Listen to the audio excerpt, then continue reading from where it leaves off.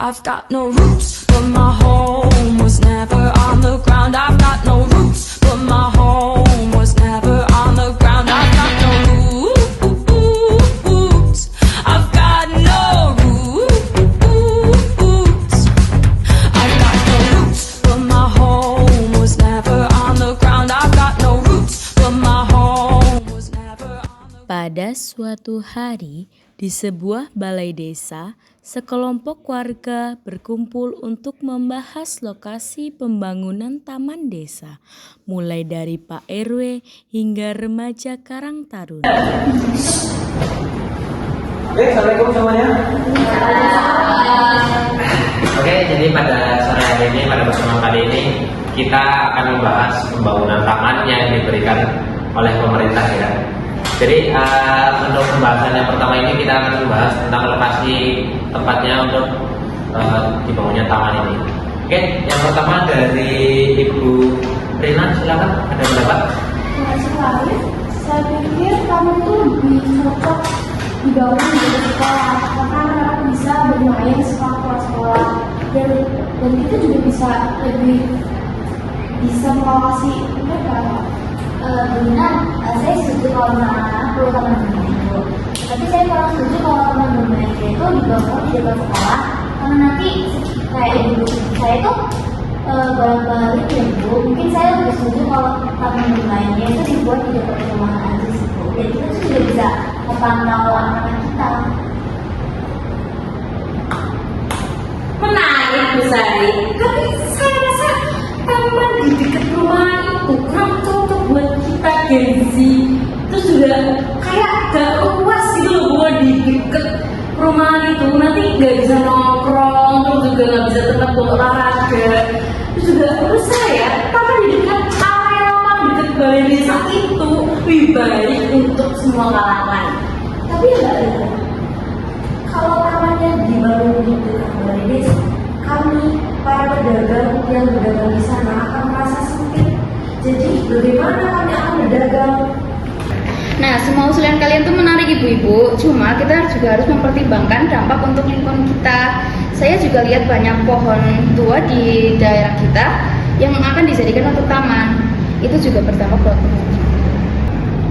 Tapi ya Bu Endang, memikirkan untuk alam-alam rusak kita tuh masih ada luas loh. Sawah-sawah kayak kan sebelah balai desa doang ya Bu. Balai desa tuh ada lapangan nih. Nanti buat taman-taman gitu, buat kumpul-kumpul anak Gen Z atau dibikin apa gitu. Masa cuma lapangan kayak karangan gitu doang? Nanti kalau alamnya bisa diambil dulu lah pohonnya, terus nanti kesini dipindahin lagi gitu Bu. Masa nggak mau mikirin anak-anak? Anak ibu juga remaja kan, anak Gen Z kan, nggak mungkin nggak mau nongkrong. Tapi ya Bu, menurut saya taman ini lebih cocok untuk anak-anak.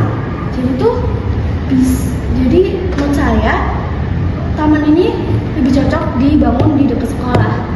Taman juga bisa buat edukasi untuk anak-anak di TK. Jadi menurut saya ya dibangun di dekat sekolah. Aduh ibu, itu kan jauh dari rumah saya. Saya tuh nggak mau antar anak saya tuh bolak-balik. Kayak nggak mau. Soalnya tuh nanti buang-buang bensin ibu. Jadi saya tuh lebih setuju kalau taman bermain tuh dibangun di dekat rumah saya. Di perumahan gitu lebih enak deh. Yaudah, gimana menurut pendapat Pak RW? Kalau menurut saya pendapat kalian semua itu bagus ya memang ya. Jadi mungkin kita coba untuk musyawarah saja sesuai dengan nilai-nilai yang ada dalam Pancasila. Cuma ya Bu ya, kalau nggak ada lingkungan hijau gimana? Nanti kalau ada bencana alam, kamu juga terdampak. Ya biarin. Lo kok gitu? Kan saya berdua. Pasang-pasang juga nanti terendam. Terendam apa? Banjir. Tapi ya Bu, taman kalau dibangun di luar jauh dari sekolah, apa yang bisa menjamin anak-anak tuh tetap aman? Nah makanya bu, saya lebih setuju kalau taman tuh dibuatnya di dekat rumahan. Gimana? Ih, ribet banget. Tinggal ya ibu-ibu itu lihat di tamannya ditungguin. Apa susah nemuin waktu buat anak-anak? Parenting zaman sekarang tuh kayak gitu. Gimana sih kalian masih parenting saya? Oke, mungkin tadi itu semua saya bisa terima lah ya pendapat-pendapat kalian, bagus-bagus semua. Tapi untuk jalan tengahnya gimana? Kan paling bagus itu memang anak-anak paling aman di dekat perumahan. Nah, terus kalau mau anak-anak yang lebih ramai itu ya memang di dekat sekolahan. Nah, untuk gengsi Mbak Lia yang anak-anak muda mungkin gimana ya, paling kalau mau ke itu aja, naik gunung aja sana cari kafe. Lah kan ya Pak, di sebelah balai desa kan ada karangan kosong, dibuat apa sih buat tempat kosong di situ? Mending dibangun di situ loh, di situ juga ada pasar kan, pasarnya ya jauh dikit sih. Tapi kan ya gak apa-apa lah, dibuat aja. Gimana sih kedengarannya? Tapi gimana? Ya nggak apa-apa sih sebenarnya, taman dibangun di dekat pasar, tapi jangan terlalu dekat sama pasar, soalnya kita juga butuh ruang untuk berdagang-dagang juga. Tapi ya ada untungnya tahu Ibu.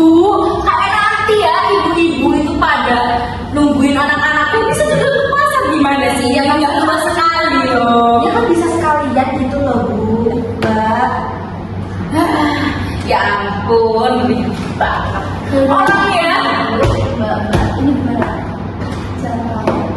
Mungkin jalan tengahnya memang lebih bagus untuk di antara pasar sama perumahan ya, karena gini kan biasanya yang ikut berbelanja ke pasar itu anaknya ya kan, karena ayahnya sedang kerja gitu biasanya ya kan. Nah, karena itu anak-anak bisa ditinggal di di taman dengan penjagaan yang ketat, sementara ibu-ibunya berbelanja di pasar. Tapi kan nanti kalau misalnya ibu lagi belanja kan biasanya sendiri tuh Pak.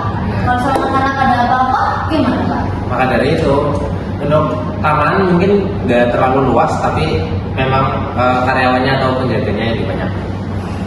Bun, Pak RW ini ya cuma mikirin anak-anak, gimana sih? Nanti remajanya gimana? Ya ampun, masa harus di mana-mana di luar-luar? Itu kan deket rumah kan gampang ya? Iya. Masa nggak mikirin anak remaja, gimana sih? Ibu ini gimana? Nih ya, kan anak Gen Z pasti ya kalian bisa nyari tempat-tempat kayak kafe, warteg atau apapun. Ya, masa kalian mau bermain di taman bermain sih?